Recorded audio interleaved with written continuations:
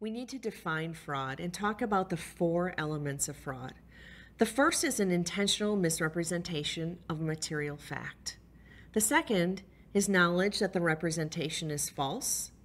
The third is reliance on the fact by the recipient of the information.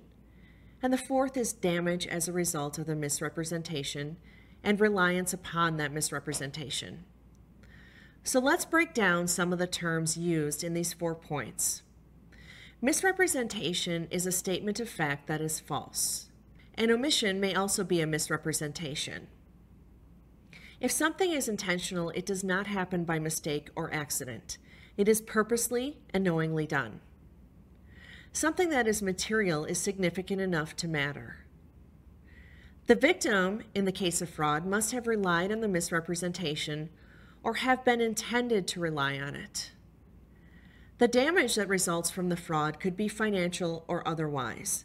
A company could suffer reputational harm, could lose key employees, or could suffer other consequences that are not directly financial.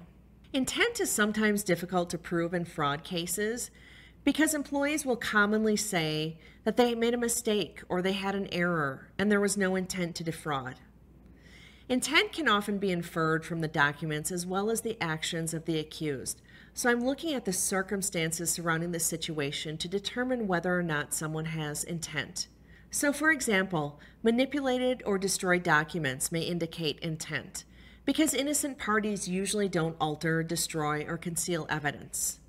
Obstruction of an investigation could also signal the intent of the participants.